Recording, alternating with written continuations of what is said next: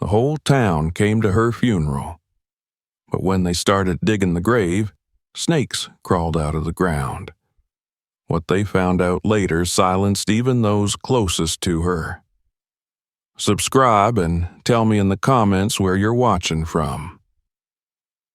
In the languid stillness of a southern summer, where the heat clung to the skin like a damp veil and cicadas hummed in the background like a chorus that never ceased, the town of Ashford lay folded in upon itself. Nestled between rolling hills and pine forests, it was the kind of place where people still waved at one another from porches, where children played barefoot in sprinklers, and where news traveled faster than radio waves. It was a town proud of its traditions, proud of its clean streets, and prouder still of the people who gave it its character. And, of all those people, no name was held with such reverence and affection as that of Ellen Reeves. Ellen was not born in Ashford, but by the time she was 25, it felt as if she had always belonged. She had moved there after graduating summa cum laude, with a degree in early childhood education, and within a few months of arriving, she'd been offered a position at the town's only elementary school. A decade later, she was still there, teaching second grade in a classroom filled with paper flowers and drawings of smiling suns. Parents described her as the teacher you pray your child gets. She had a calm voice, a steady hand, and a way of making each child feel like they mattered. When she walked through the grocery store, children ran up to hug her waist, and their mothers mouthed thank you behind their backs. But Ellen's influence didn't stop at the schoolhouse doors. She organized weekend reading circles at the public library, ran coat drives in the winter, and led bake sales whose proceeds went to families who couldn't pay their utility bills. She visited nursing homes with her class each Christmas and made sure each elderly resident received a handmade card and a box of cookies. When a flood hit the southern end of town 3 years ago, Ellen was the one who arranged emergency housing in the school gymnasium. She cooked, cleaned, and held crying babies while their parents registered with FEMA. So when the town woke up one Friday morning to the news that Ellen Reeves had passed away in the night, it felt as if a candle had gone out. The newspaper ran a full-page tribute with a banner headline, "Ashford's Light Has Dimmed." The mayor issued a statement calling her a woman of compassion and conviction. The school's flag was lowered to half-mast, and the children were allowed to draw pictures and write goodbye letters to be buried with her. Flowers appeared on the steps of her classroom, and one little boy, eyes red-rimmed, whispered to his mother, "Who will love us now?" Her death had not been unexpected, not exactly. A few months prior, word had gotten out that she had been diagnosed with cancer. Pancreatic, someone said, though no one could confirm it. She had stopped coming to school after Christmas break, and rumors floated gently through the air like pollen. But no one saw her in town, and no one seemed to know if she was getting treatment. Those who called said she was resting. Those who wrote received no reply. Still, when the news finally broke that she had died in her sleep, it struck with the force of something sudden and brutal. She was 34. In the days that followed, Ashford prepared itself to say goodbye. The church, down on Main Street, which seated nearly 200, quickly became too small for the number of people who wished to attend the funeral.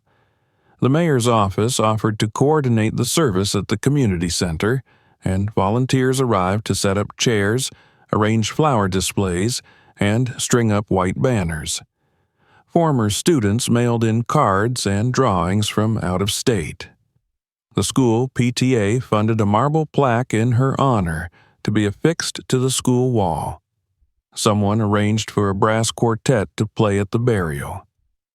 Ellen's death had become an event of public mourning. It felt less like the loss of a person and more like the loss of something elemental, like the wind changing direction or the sky deciding never to rain again. Yet, not everyone shared in the neat, packaged version of grief that settled over the town. Just 3 houses down from where Ellen had lived, a modest white bungalow with blue shutters and a porch swing that rarely moved, an old man named Harold Stern sat in his recliner, chewing the inside of his cheek. At 82, Harold was the kind of man who had learned to keep his thoughts to himself. A Navy veteran and former long-haul trucker, he had watched generations of Ashford's families grow up and pass on. But in his gut, Harold felt unease. Something about the way people talked about Ellen didn't sit right with him. It wasn't that he thought she was a bad person. No, she'd been polite to him, sure enough, but Harold had lived next to her house for over 10 years. And in that time, he had heard things that didn't line up with the angelic portrait being painted. Of course, Harold said nothing. What could he say, really? That sometimes, late at night, he'd heard shouting through the walls. That once, in the dead of winter, he'd seen an old woman, Ellen's mother, presumably, sitting on the back porch in nothing but a housecoat, shivering and clutching a blanket. He had mentioned it once, offhandedly, to the mailman, but the young man had shrugged and said, "Miss Reeves is one of the good ones." And maybe she was. Maybe Harold was losing his mind. His own daughter, who lived in Baton Rouge, had gently suggested as much the last time she visited. Still, when he heard the preparations for the funeral and the accolades and the speeches being planned, something clenched in Harold's chest. He couldn't shake the feeling that people were mourning a story, not a person. That somewhere in all the talk of goodness and light, something had been left out. Meanwhile, across town, the preparations continued. Ellen's body had been entrusted to the local funeral home, a modest place run by a husband and wife team who had known her personally. Her casket, white with silver accents, was chosen by a committee of former PTA members who had taken it upon themselves to ensure the service reflected her legacy. A memory table was arranged. Photographs of Ellen at school plays, holding up art projects with beaming children. Ellen at the library's summer reading kickoff. Ellen with her arm around the mayor at the town's centennial celebration. On the morning of the funeral, a crowd began to gather before sunrise. Women in sun hats clutched tissues. Men in short-sleeve button-ups stood with hands folded solemnly. Children, some too young to fully understand, clung to their parents' sides, confused by the sudden formality. The ceremony was moving, even beautiful. People spoke of her tirelessness, her humility, her laughter. The brass quartet played Amazing Grace, and there wasn't a dry eye in the room.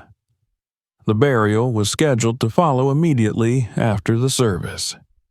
A procession of cars, headlights on, wound slowly up the hill to the town cemetery.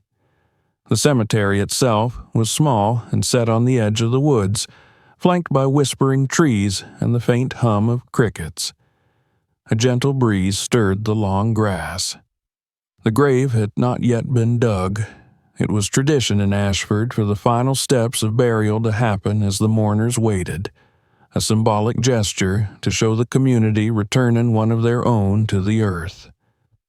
2 workers from the cemetery maintenance crew stood ready, shovels in hand. One of them, Miguel Sanchez, was relatively new to the job. The other, a wiry man named Roy, had been digging graves for over 20 years. As they began to dig, the mood remained somber. The crowd stood in silence, the white casket gleaming in the midday sun. But almost immediately, Roy muttered something under his breath and wiped his forehead. "Ground's dry as bone," he whispered to Miguel. "Shouldn't be this way. We had rain last week." Miguel nodded, pressing his foot harder on the shovel, but the soil resisted. It crumbled at the top, but hardened beneath like baked clay. Roy switched to a pickaxe, grunting with each swing. Minutes passed. Sweat gathered at their temples. Then Miguel froze. "What was that?" he said. From a fissure in the soil, something shifted. A slither. Then another. Roy took a step back. Miguel leaned forward and saw a flicker of movement. A tongue, black and forked. And then, unmistakably, a snake. Not large, but quick. Then another. And another. Miguel stumbled back as one of them reared up and hissed. "Jesus," Roy said, stepping away. The crowd hadn't noticed yet, but the snakes kept coming. Half a dozen, maybe more, slithering out from beneath the dry crust of the earth. Miguel called out, and someone screamed. Then another scream. People began to back away, clutching purses, grabbing children. One of the snakes darted toward a man's foot and struck. The man collapsed, screaming in pain, as a paramedic rushed forward. In a matter of minutes, the burial had devolved into chaos. The mourners fled toward their cars. The casket was quickly lifted and set aside as emergency crews tried to assess the situation. The snakes were not rare in that part of the country, but they didn't behave like this. Not in such numbers. Not with such aggression. The decision was made swiftly. The burial would have to wait. As the crowd dissipated and the casket was returned to the hearse, Harold stood at a distance, unmoving. His eyes were narrowed. In all his years in Ashford, he had never seen anything like this, and in the tightness of his chest, he felt something not quite like surprise. He turned, ever so slowly, and began walking home. The heat had not lifted. It clung to the skin and settled into the marrow, oppressive and heavy, as if the sky itself was unwilling to exhale. Even as the morning ceremony gave way to the slow procession of cars inching toward the cemetery, the sun bore down on Ashford without mercy. The hush that had enveloped the community center now stretched across the hillside where the cemetery stood, as if the whole town had entered into a collective silence too deep for words. The cemetery, modest and old, had never seen such a gathering. It was situated on the outer edge of town, where the land sloped upward into pine groves and forgotten logging trails. Normally quiet, with only the sound of wind brushing against gravestones and birds nesting in the elms, it now bristled with the presence of hundreds of townspeople. They came in their Sunday best, hands folded and expressions solemn, drifting between rows of headstones with a kind of reverent awe. Ellen Reeves, they said among themselves, would have hated the attention, but they also agreed. It was no less than she deserved. A long white tent had been erected at the burial site, under which rows of folding chairs sat empty, soon to be filled by mourners. A floral arch framed the spot where her casket would rest, and a brass stand stood ready for the plaque that bore her name and dates. Ellen Marie Reeves, 1989-2023. Teacher, advocate, friend. The town's maintenance staff had outdone themselves. Paths swept clean, hedges trimmed, even a small water station set up to keep attendees from fainting in the heat.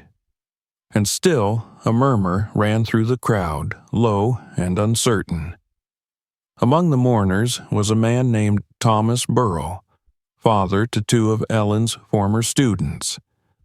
He held his son's hand tightly as they approached the tent, eyes scanning the sea of faces. Thomas had once said Ellen was the only adult his children truly trusted. He remembered how she'd dropped off school supplies one year when his hours were cut. No fanfare, no mention of it later. He remembered the time she stayed after school with his daughter, helping her relearn how to read after a traumatic accident. He remembered her smile, soft, patient, endless. And now he stood here with a lump in his throat, and a hollow where admiration had lived. The white hearse pulled to a slow stop.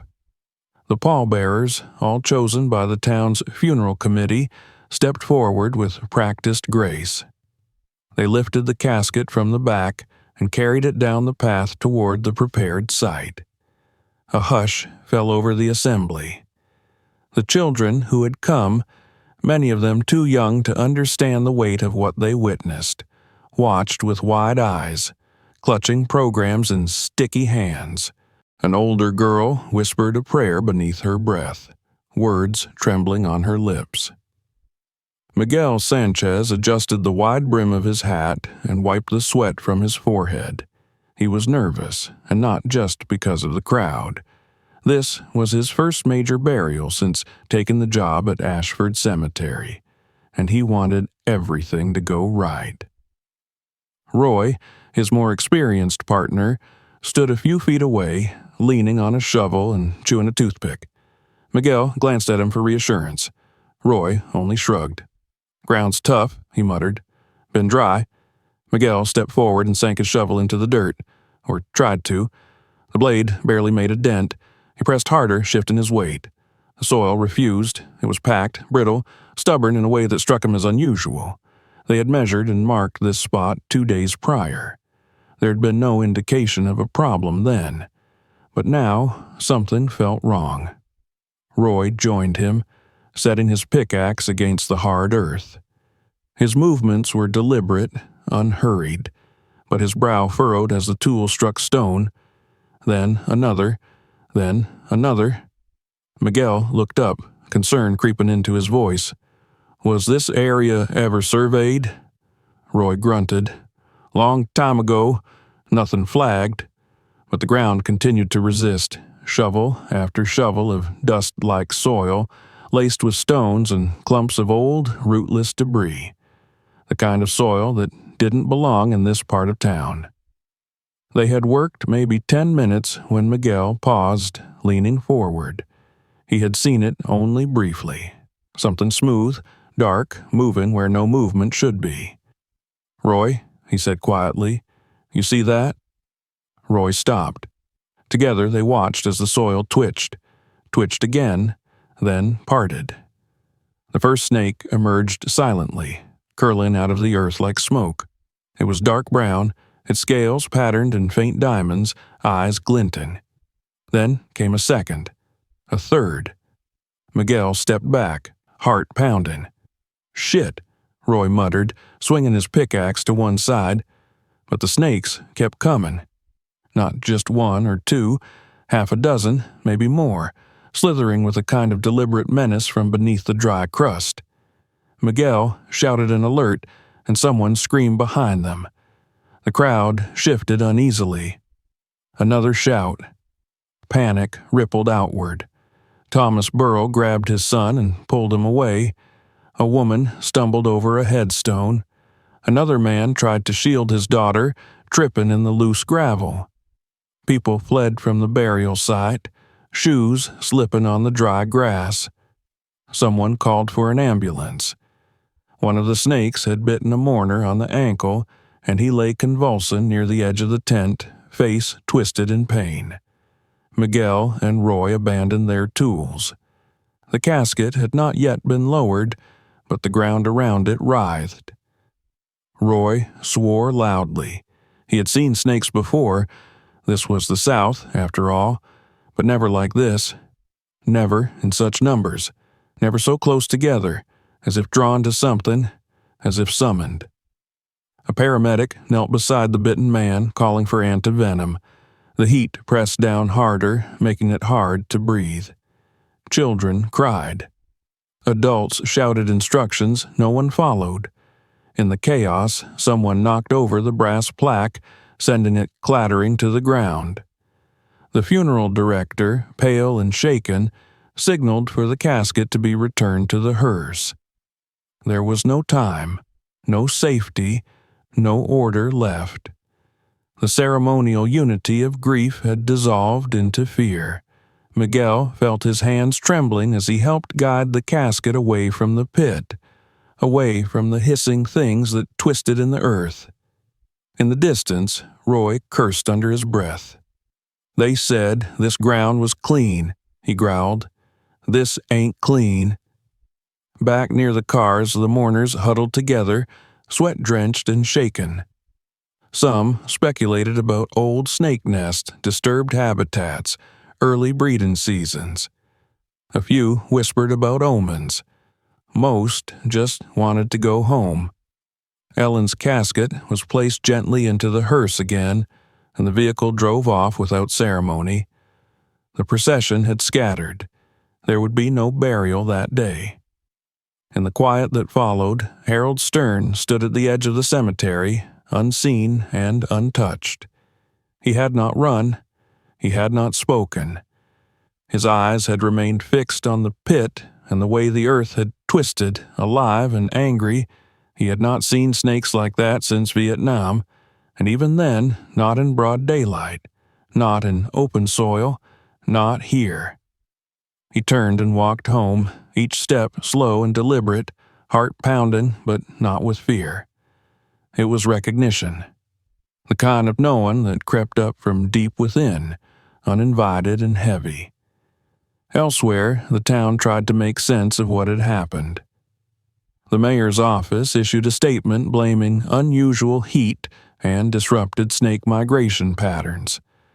The funeral director scheduled a new burial time, pending weather conditions and pest control. An entomologist was called in from the state university. News crews sniffed around the edges of the story, sensing something stranger than climate. And in her apartment, above the old hardware store, a young journalist named Mia Carter stared at a blinking cursor on her laptop. She had attended the funeral out of respect. Ellen had been her second-grade teacher. She had cried during the service, but now her emotions had turned to unease. She replayed the moment the snakes emerged again and again. And she thought of something her mother had once told her. Nothing true hides forever. She began to type, slowly at first, then faster. Across town, the snakes had vanished, but the questions had only begun. The morning after the failed burial dawned with a sullen grayness that stretched across the sky like bruised silk. Though the heat had broken slightly, the air remained thick, damp, with the kind of humidity that clung to the lungs and weighed down movement. The town of Ashford, still reeling from the events of the previous day, woke slowly. Doors opened more cautiously. Conversations began in hushed tones. It was as if no one quite knew what to make of what had happened, if it had been natural, coincidental, or something more unsettling. Miguel Sanchez rose early, despite barely sleeping the night before. The image of the snakes still haunted him, how they'd emerged in that silent, organized way, how their bodies moved not in panic, but with purpose. He had grown up in the country. He knew snakes, respected them, but he'd never seen anything like that. The way the ground had almost seemed to pulse before they came, the way they had surrounded the casket, not aimlessly, but with intention. He had watched one of them curl around a wreath of lilies before vanishing into the hole it came from. The image sat behind his eyes like a brand. By 7:30 a.m., he was back at the cemetery, this time with two more workers and the foreman, a squat, no-nonsense woman named Carleen who kept her baseball cap low over her eyes and swore like she'd invented half the words herself. She walked the grounds with purpose, inspecting the original burial site like a crime scene. Miguel stood beside her, shifting his weight from foot to foot. Carleen squatted and poked at the dirt with the tip of a long screwdriver. She sniffed the air. The earth had gone still again, but there were faint traces, tiny grooves in the dust, trails where the snakes had moved. "We'll dig elsewhere," she said finally. "East Plot, near the oak grove. It's shaded and loose. Just had a burial there last week, no problems." Miguel nodded but said nothing. Something about that decision felt premature, as if they were trying to outpace something that hadn't quite revealed itself. But orders were orders. Word was sent to the mayor's office and to the funeral director. The new burial would be held that afternoon, small and private this time. No crowd, no procession, no musicians. Out of respect, they said. Out of safety, they implied. The town agreed, mostly. Some were relieved, others speculated, and a few were simply tired, eager to see the matter put to rest. By noon, a small group gathered near the second site. The oak grove provided some shade, though the ground beneath it was cracked and dry from weeks without rain. Miguel and the other workers had spent the better part of the morning digging, and though the soil was stubborn in places, it was nowhere near as difficult as the day before. No snakes, no signs of life, just dirt, brittle and sun-baked, broken open under the weight of shovels. As the hearse approached, Miguel felt a tightness in his chest. He watched as the casket was unloaded once again, this time by a smaller team, 2 funeral home staff and Roy, who had insisted on being there. The brass plaque had been polished clean, though its corners were still nicked from yesterday's fall. A circle of chairs had been placed for the handful of family members who'd agreed to attend. Ellen's cousin, a quiet woman from out of state, sat with her hands clasped in her lap. A former colleague from the school dabbed her eyes with a tissue, though her gaze stayed fixed on the trees. The mayor, pressed and proper as always, stood at the rear, arms folded, eyes unreadable. Miguel moved to the side of the grave, shovel in hand, ready to assist. The casket was lowered slowly, ropes creaking under the weight. The sound seemed louder than it should have been, echoing through the trees.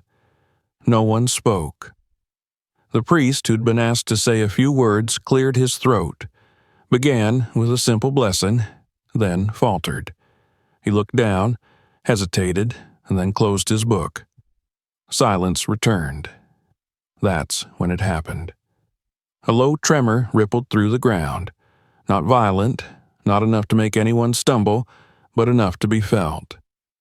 The dirt around the edge of the grave shifted. Roy stepped forward, mouth open slightly. Miguel took a step back. The first snake was larger than any from the day before. It slithered from beneath the mound of soil, its scales black with faint copper rings. It hissed, rearing up just enough to be seen clearly by everyone nearby. Then another emerged, then 2 more. From the opposite side, a cluster of smaller snakes appeared, writhing and knotting together in an oily mass. The cousin screamed. People scrambled back from the grave, chairs toppling. The priest dropped his book and ran. Miguel froze, shovel still in his hands. He watched, breath held, as one of the snakes coiled itself along the rim of the casket.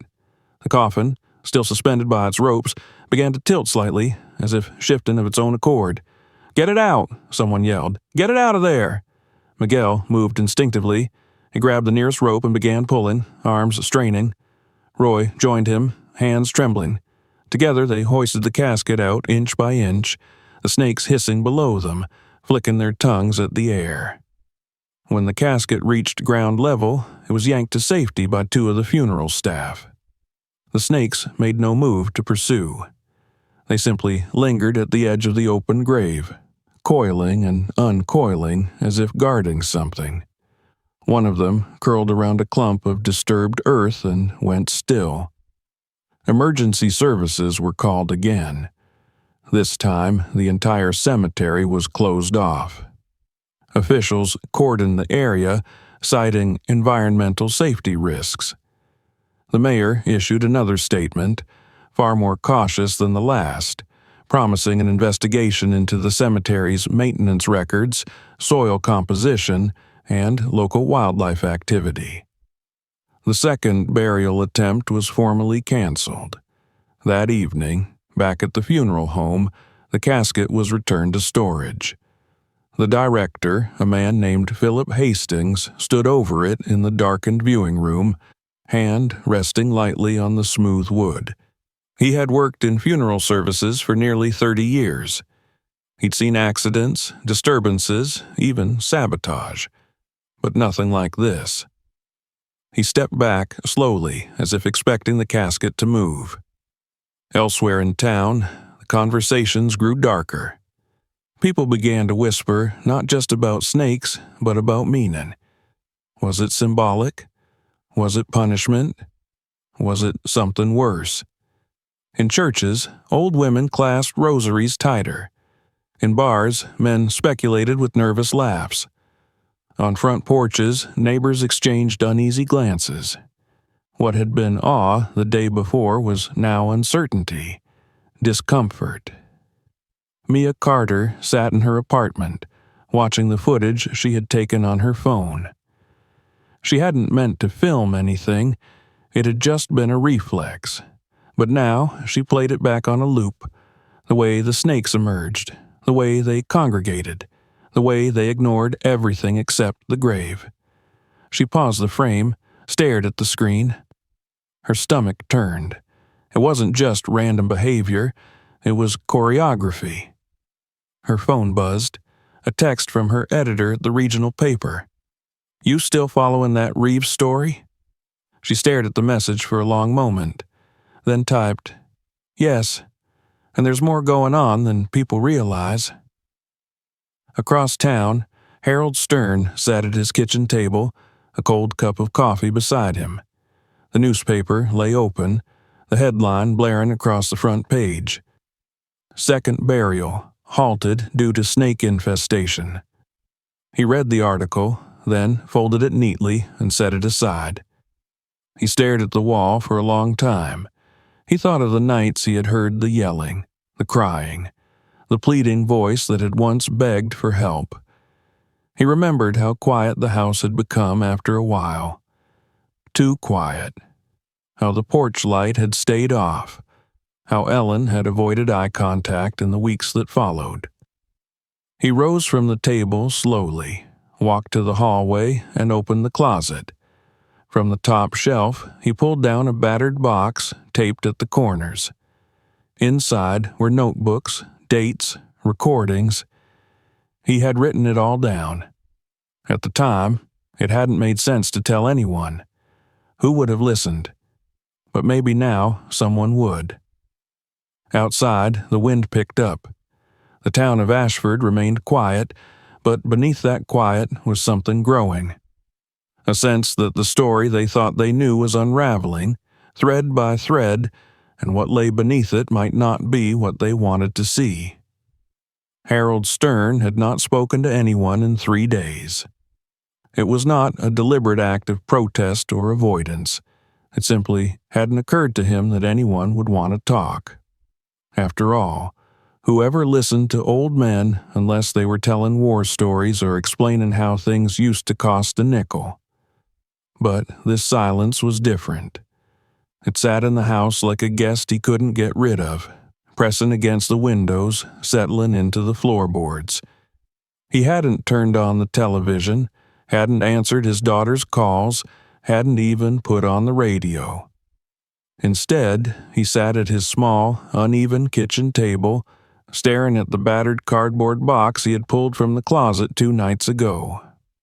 The box smelled faintly of dust and cedar.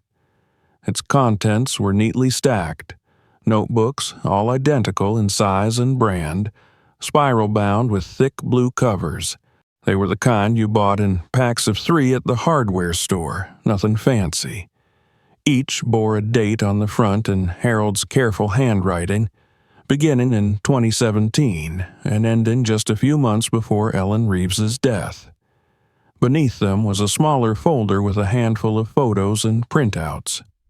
One of them, clipped to a yellow sticky note, showed Ellen and her mother on the front porch. The mother's face was partially turned, but even in profile, her expression seemed stiff, her smile strained.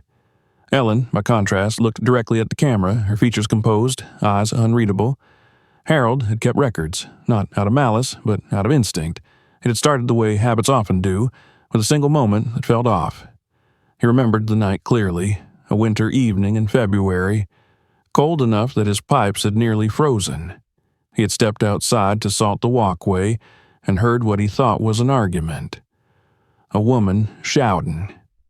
Not the kind of raised voice that comes with a spat over dinner, but something sharper, more desperate. When he looked over, he saw Ellen's mother standing on the back porch in only a thin nightgown and slippers. She was holding a blanket around her shoulders, her body trembling. Harold had called out, asked if she needed help. She hadn't answered. Instead, Ellen had come to the door, waved cheerfully, and said her mother had gotten confused again. Alzheimer's, she explained. Sometimes she wanders. It had seemed plausible, and yet something in her tone, a lightness too rehearsed, stuck with him.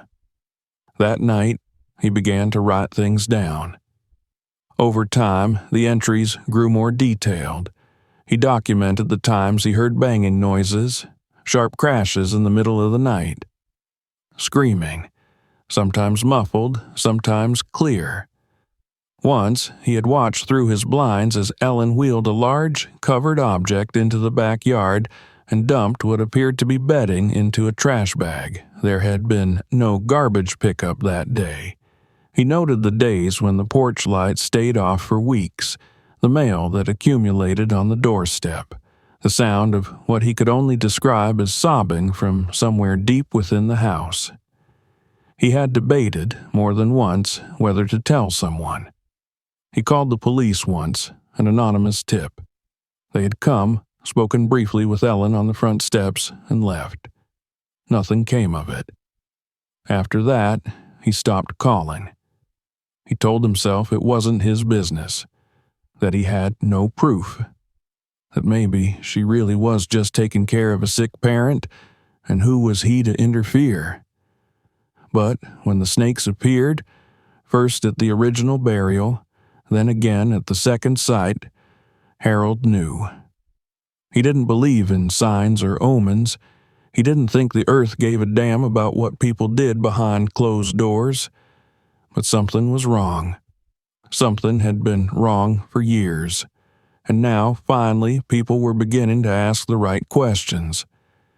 He picked up the phone and dialed the number he'd saved from the newspaper. Mia Carter's cell. Her voicemail picked up after 3 rings. Harold left a brief message giving his name and address, then hung up. He didn't know if she'd come, but if she did, he'd tell her everything. Mia arrived the next morning. She was younger than Harold expected, mid-20s maybe. She wore jeans and a black t-shirt, her dark hair pulled back in a loose bun. Her eyes were tired but alert, scanning the yard as she approached the porch. Harold met her at the door, holding it open with one hand. "Mr. Stern?" she asked. He nodded. "You're the reporter." "Yes." He led her into the living room, a small, tidy space with worn furniture and framed photos on the walls. Family portraits, fishing trips, a wedding long past. He gestured for her to sit, then brought the box from the kitchen and set it on the coffee table between them. "I kept notes," he said, "about the woman next door, Ellen Reeves." Mia opened the box slowly, flipping through the notebooks. Her expression didn't change, but Harold could see the flicker of focus in her eyes. She was reading quickly, lips moving silently as she scanned the entries. "You saw all this?" she asked after a moment. "I heard most of it," he replied. "Saw some. Enough to know something wasn't right." She nodded, then turned to the folder. When she reached the photo of Ellen and her mother, she paused. Her fingers rested lightly on the edge of the image. "I've been asking around," she said. "No one's seen the mother in months. Some thought she moved away. Others thought she died already. But there's no record, no obituary, no burial." Harold leaned back in his chair, exhaling slowly. "I think she died in that house, and I don't think anyone knew but Ellen." Mia didn't answer right away. She flipped to another notebook, reading an entry dated June 3rd. It described a night when the house had been silent for hours, followed by a single loud bang around 2 a.m. After that, no more crying, no more footsteps. The porch light never came on again. "I want to go inside the house," she said quietly. Harold nodded. "You'll need a warrant, or permission from whoever owns it now. I'll find a way." That afternoon, Mia drove to the town records office. The property deed still listed Ellen Reeves as the owner. No next of kin had stepped forward. The house had not yet entered probate, which meant it remained sealed pending a formal claim. But the mayor's office, eager to cooperate in the wake of the cemetery incidents, granted her temporary access. Journalistic investigation, they called it. A formality. The house was quiet when she arrived. The air around it felt still, heavy with the kind of silence that made her ears ring. The front porch was clean, but the windows were closed tight, blinds drawn. She tried the key left for her by the city clerk. The door creaked open. Inside, the house smelled of dust and antiseptic. The living room was immaculate. Books aligned on shelves, couch cushions fluffed, not a speck of dirt in sight. It was the kind of cleanliness that felt curated, not lived in. Mia moved through the rooms carefully, noting the absence of personal items. No photos of the mother, no mobility aids, no medication bottles, nothing to suggest an elderly, ill woman had lived there at all. She reached the kitchen. On the fridge, a dry erase board bore a single line. "Don't forget, hospice appointment Friday." The date was smudged, unreadable. The trash bin was empty, the drawers too clean.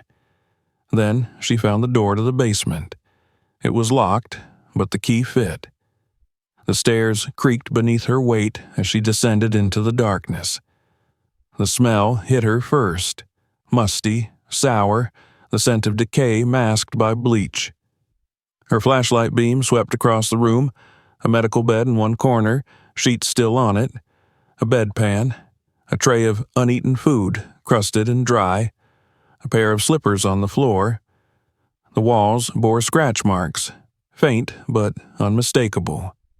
And in the corner, a small folded wheelchair. Mia's breath caught. She stood frozen, the light trembling in her hands. This wasn't just neglect. This was abandonment, isolation, containment. She took photos, dozens, every corner, every detail. When she emerged, the light outside felt too bright. She locked the door behind her, hands shaking. That night, she sat in her apartment, staring at the screen. The article would take hours. Days, maybe. But the headline had already formed in her mind. The town's beloved heroine was not who they thought, and the graveyard hadn't rejected her by accident. It had remembered. Mia Carter did not sleep that night.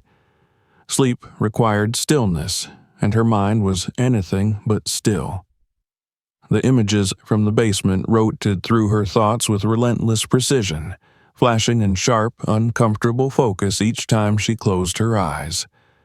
The medical bed with its tangled sheets, the dried food, untouched, the faint, almost imperceptible claw marks on the wall, and above all, the silence. The terrible, suffocating silence of a space that had held a person, isolated and unseen, until it held them no longer. She sat at her desk, wrapped in an old hoodie, sipping cold coffee and reading back through the notes she had taken. The facts were damning. Ellen Reeves, the woman Ashford had idolized, had kept her mother confined in a locked basement, deprived of sunlight, social contact, and possibly basic care. The evidence was overwhelming, and yet Mia hesitated, not out of doubt, but out of gravity. She understood what it would mean to publish this. It would unravel a narrative that the entire town had accepted as truth. It would transform a saint into a monster. And some people, she knew, would never forgive her for it. By morning, her decision was made. She would need to corroborate everything. She wouldn't rely on photographs and Harold's journals alone. She needed additional voices, proof that what she had found wasn't an isolated perception but part of a larger, ignored pattern. Her first call was to the Ashford Home Hospice Center. She had already scoured their website and found a general contact number. A woman answered, pleasant but clearly distracted. "I'm trying to locate any service records for a former resident," Mia said carefully. A woman named Diane Reeves. She lived on Sycamore Street. Her daughter, Ellen, was her caregiver. There was a pause. Paper rustled. "One moment, please." The line went silent. When the voice returned, it had changed. Less polite, more cautious. "I'm sorry, ma'am, but we can't release any patient information without legal authorization." "I understand. But I'm not asking for medical records," Mia replied. "I just need to know if you ever attempted to admit her, or if any services were rendered at that address." Again, the pause. Then, quietly, "We visited once. About a year ago. A caseworker conducted an in-home assessment. After that, the daughter declined all services." "Was a reason given?" "Not really. She just said she could handle it herself. We followed up twice. No answer." Mia scribbled notes furiously. "Do you recall the caseworker's name?" "I think it was Rachel Edmonds. She doesn't work here anymore." An hour later, Mia found Rachel Edmonds on LinkedIn, a former hospice case manager now working in a hospital an hour north. She messaged her, then followed up with a phone call. Rachel answered on the third ring. "I remember the house," Rachel said immediately, before Mia even finished introducing herself. "I've thought about it a lot." Mia straightened in her chair. "What do you remember?" "I remember the mother looked fragile, underweight, but her eyes were clear. She wasn't confused, not even a little. Ellen wouldn't let me talk to her alone. Kept standing behind her, touching her shoulder, smiling too much." "Did you report it?"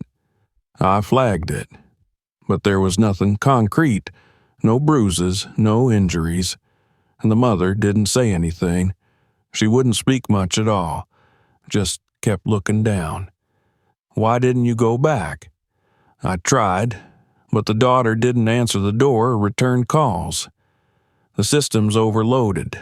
One red flag with no follow-up. Things fall through the cracks." Mia thanked her and hung up, her pulse racing. It was happening. The story was beginning to take shape. What she'd seen in that basement wasn't a singular moment. It was part of a long, quiet pattern of neglect. A system that had failed a vulnerable woman, a town that had turned away, and a daughter who had hidden cruelty behind service and smiles. Next, she called the garbage service. With enough polite persistence and vague references to a potential timeline discrepancy, she convinced a clerk to pull disposal records from Ellen's address. They confirmed irregular pickup patterns, long periods with no bins placed at the curb. Then, 2 months before Ellen's death, a spike. 8 bags in a single week, followed by nothing. No more trash, no more signs of life. The final call she made was to the county coroner's office. She inquired about any death certificate filed for Diane Reeves. There was none. Mia sat back in her chair, staring at the whiteboard she had covered in names, dates, and clipped photos. It was a grim tapestry. At its center was Ellen's face, still smiling, still composed, still framed by the glowing praise of articles and awards. And all around her, the truth, silence, avoidance, disappearance. She opened a new document on her computer. The House of Silence, The Hidden Life of Ellen Reeves. The story began with facts, a list of known events. Ellen's death, the failed burials, the snakes. But then it shifted into the interviews, the observations, the timeline of a mother vanishing from public view, the hospice rejection, the sealed basement, the items left untouched for months. She wove in Harold's accounts carefully, respectfully, ensuring they supported the larger narrative rather than dominating it. She quoted Rachel Edmonds. She referenced public records. She included photographs, tastefully chosen, but undeniable in their implications. By nightfall, the article was complete. Mia read it 3 times, then sent it to her editor with a single line in the body of the email, "It's time." The story ran the next morning. Ashford woke to a headline that split the town down its center. "Behind the casket, what Ellen Reeves didn't want you to know." The response was immediate: shock, outrage, denial. Some praised Mia for her courage, her honesty, her commitment to truth. Others accused her of character assassination, of slandering a dead woman who could no longer defend herself. Online forums buzzed with debate. Parents who had loved Ellen's work at the school felt betrayed. Former colleagues posted long, conflicted messages. The school district issued a cautious statement, affirming their commitment to student safety while declining to comment on ongoing personal investigations. The mayor called for calm. The city council scheduled an emergency meeting. The cemetery remained closed, but amid the noise, something deeper shifted. A silence less benign than the one that had hung over Ashford in the days following Ellen's death. This was the silence of shame, of recognition, of complicity. People who had lived near Ellen for years began to remember things. The closed blinds, the ignored invitations, the absence of her mother. They began to ask why they had never questioned it, why they had accepted her goodness at face value. Harold Stern sat on his porch, listening to the wind. He hadn't spoken to many people since the article came out, but he felt something different now. Not vindication, just relief.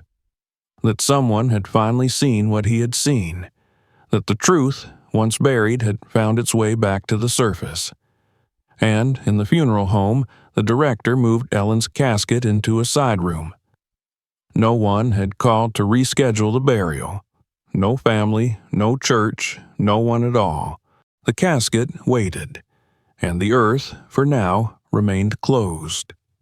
By the time the sun crested over Ashford on the morning following the article's release, the town had already begun to fracture in ways both subtle and violent.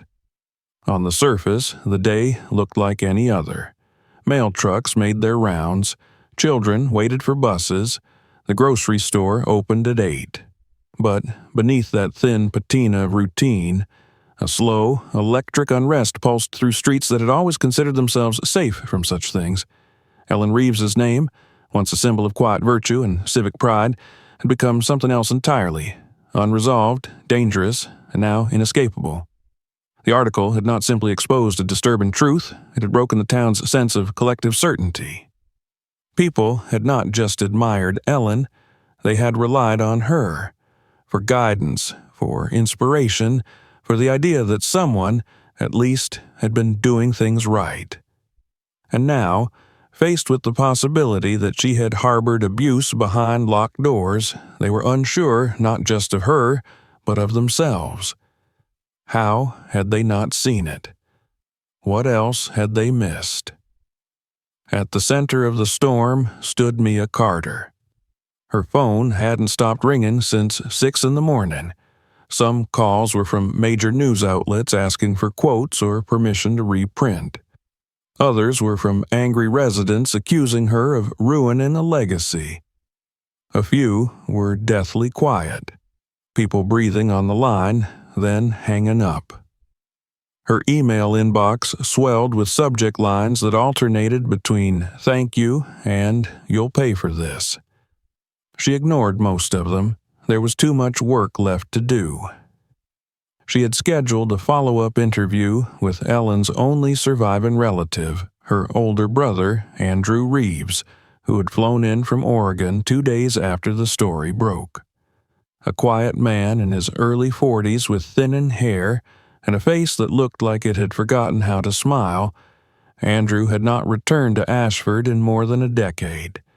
His relationship with Ellen, it turned out, had been strained, at best. Mia met him in a rented conference room at the local library. He arrived 15 minutes early, dressed plainly, with a single folder tucked under his arm. They shook hands, and Mia offered him coffee, which he declined. When they sat, he placed the folder on the table without opening it. "I don't know what you already have," he said, "but I can fill in some of the blanks." She let him speak without interruption. She wasn't always like this. When we were kids, Ellen was intense, focused, always had to be the best at everything. Grades, sports, school plays. If she couldn't win, she'd pretend it didn't matter, but it always mattered, especially when it came to our mother. He shifted in his seat. Our dad left early. I was 14. Ellen was 11. After that, Mom sort of collapsed into herself. She wasn't abusive, not really, just tired, sad, depressed maybe. I left home when I turned 18. Ellen stayed. She took care of Mom, but it changed her. She started resenting her. You could see it. Did you keep in touch? Not really. I'd call on holidays, visit once every few years, but eventually she stopped answering. She sent a Christmas card in 2018. That was the last time I heard from her. Mia nodded. "Do you know when your mother died?" Andrew shook his head. "I assumed it had happened. Ellen wouldn't have told me. I didn't think to check, and when I saw the funeral announcement, I didn't even plan to come. I only came when I read your article." He opened the folder. Inside were old letters, photos, documents, pieces of a life now frozen in hindsight. One photograph showed a young Ellen and her mother in the front yard. The mother was holding a book. Ellen, even as a teenager, looked oddly composed, as if she already understood the image would last longer than the moment. Andrew slid the photo across the table. She was always more interested in what people thought of her than who she actually was. She needed the world to believe she was kind, but kindness isn't something you perform. Mia thanked him and asked for permission to use the interview. He agreed with a shrug. "I don't care about protecting her memory," he said. "I care about the truth. Maybe now someone will remember my mother too." Later that day, Mia walked to the school where Ellen had taught. It was quiet. Summer break had begun, and only a skeleton staff remained. The principal, a square-shouldered woman named Darlene Joyce, met her at the front doors. Her face was drawn, her voice brittle. "I won't lie to you," she said. "This has shaken us. The staff, the parents, the entire district." They sat in the front office, the smell of pencil shavings and floor wax lingering in the air. Ellen was seen as a leader here. She trained new teachers. She wrote curriculum guides. We invited her to speak at conferences. Mia opened her notebook. "Did you ever notice anything strange about her behavior? Anything that didn't sit right?" Darlene hesitated. "I don't know what to tell you. She was controlled, always polite, always professional. But if I'm honest, sometimes too polished. Nothing slipped through. You'd ask how her weekend was, and she'd smile and change the subject." Did she ever speak about her mother? Only once. A brief mention, maybe a year ago. She said her mother was struggling with health issues, but that it was under control. I remember the phrase because it sounded rehearsed. Mia jotted it down. Do you regret not asking more? Darlene folded her hands.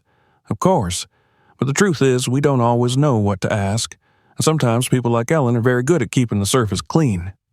Outside the school, the memorial that had once stood near the flagpole, photos, flowers, handwritten cards had been removed. A small plaque remained, but someone had scratched through her name. Beneath it, in red marker, someone had scrawled, "She knew what she did." That night, the school board held an emergency meeting. Mia attended, seated in the back row as officials debated what to do about the district's public association with Ellen. Some wanted to remove all references to her name, erase her from the official record. Others argued for a more measured response, citing her years of service and the lack of legal proceedings. The meeting ended without resolution. The next day, Ellen's casket was quietly removed from the funeral home. No family had come to claim it. No pastor had agreed to officiate. No friends had offered a eulogy. The town had gone quiet around her, like a body rejecting a foreign organ. The funeral director called the mayor's office for instructions. After a brief consultation, they arranged for a municipal burial in a corner of the cemetery that had not yet been disturbed by snake or storm. Miguel Sanchez was asked to assist again. When he arrived at the site, a quiet patch near the rear fence, he found Roy already waiting. They dug the grave in silence. No snakes emerged this time. No tremors rippled through the ground. The soil yielded easily, as if its anger had passed. The casket was lowered without ceremony. No music played. No prayers were said. A light rain began to fall, soaking into the dirt as they shoveled it back over the lid. Miguel paused halfway through and looked at the wooden box beneath his feet. He thought of the children who had cried at her service, the parents who had blessed her name, the students who had carried her lessons like talismans. Then he thought of the basement. The shovel struck the earth again. Across town, Harold Stern read the notice in the newspaper. Private burial completed. No time listed, no location, just a line of text, unceremonious and final. He folded the paper and looked out the window. Something inside him felt still, not peaceful, not satisfied, but still. And far away, in the now empty house on Sycamore Street, the air hung heavy. Dust collected on the windowsills. The basement door remained locked, but the silence no longer felt complete. It felt like breath held in, waiting, watching, remembering. The days following Ellen Reeves's final burial passed not with relief, but with something closer to suspended breath. The town of Ashford, so eager once to rally around its icons, now drifted in a kind of collective hesitation, as if unsure how to reclaim its narrative. It was not just grief that had unsettled them, nor even the shock of betrayal, but the disorienting realization that they had participated, passively perhaps, but with sincerity, in the creation of a fiction. The grave itself, situated in a remote corner of the cemetery where no family stones bordered, was marked by a temporary plaque no bigger than a shoebox. The name was spelled correctly, the dates accurate, but no inscription accompanied it. No beloved teacher or devoted daughter. Just the bare record of time and identity. The brass glinted weakly in the morning sun, almost embarrassed by its own presence. Miguel Sanchez had gone back once, 2 days after the burial, just to look. He told himself it was a matter of duty, to make sure the site had settled correctly, but the truth was more complicated. He stood for a long time beside the small mound of earth, hands in his pockets, waiting for something. A sign, perhaps, or the return of that uneasy stirring in the ground that had once warned them away. But the soil remained still. No snakes appeared. No sudden wind swept through the trees. The cemetery was quiet, solemn in the way all places of the dead are. He left without speaking to anyone. Elsewhere in town, the rhythms of daily life tried to reassert themselves. The grocery store restocked its shelves. The library reopened with a new display in place of the memorial table that had once featured Ellen's photo. At the school, preparations for the upcoming academic year began without mention of her name. In staff meetings and hallway conversations, she was referred to only obliquely, if at all. Her desk in the second-grade classroom was cleared by a janitor in silence. The materials were boxed and labeled but never sent to storage. They sat in a corner of the main office, as if awaiting further instruction that would never come. Mia Carter spent those days writing. Not news articles, but notes, personal reflections, observations, details that hadn't made it into print. She filled 2 notebooks and began a third, driven not by any assignment, but by a compulsion to understand something deeper than facts. She had told the truth, and the town had heard it, but what lingered now was a different kind of question, one that no interview could answer. How does a community reconcile the person it believed in with the person that was? And more than that, how does it live with the quiet knowledge that the two had never been the same? One afternoon, she returned to the house on Sycamore Street. It had not been sold. No one had touched it. The windows remained shuttered, the porch bare except for a few dead leaves blown in by the wind. The key still worked. She had never turned it in. When she stepped inside, the air was thick with the musty scent of vacancy. Dust had begun to settle along the banisters, the baseboards, the seams of the furniture. She walked slowly through each room, letting the silence soak into her bones. In the living room, the clock above the mantel had stopped ticking. A single coffee cup still sat on the end table beside an unopened library book. The kitchen was spotless, unnaturally so. The refrigerator was empty. On the counter, a calendar lay open to the month of February. A doctor's appointment circled in red, the last note Ellen had written in her own home. She made her way down the hall and stopped before the basement door. It had been locked before. Now it wasn't. She pushed it open and descended the stairs, one hand trailing the rough wood of the railing. The air grew cooler as she went, tinged with the faint metallic scent of age. The basement was unchanged. Bed, chair, tray, all in place. The bedding had not been removed. The walls still bore the faint scars of hands reaching out to nowhere. But something had shifted. She stood in the center of the room and closed her eyes. For a moment, she allowed herself to feel the space, not just its emptiness, but its memory. This room had held a woman, a mother, someone who had lived and wept and disappeared, all within the confines of a silence no one had dared disturb. Mia thought of Diane Reeves not as a victim in a newspaper story, but as a person. Someone whose presence had been so thoroughly erased that it had taken a town's grief to remember her at all. She opened her eyes and looked toward the far wall.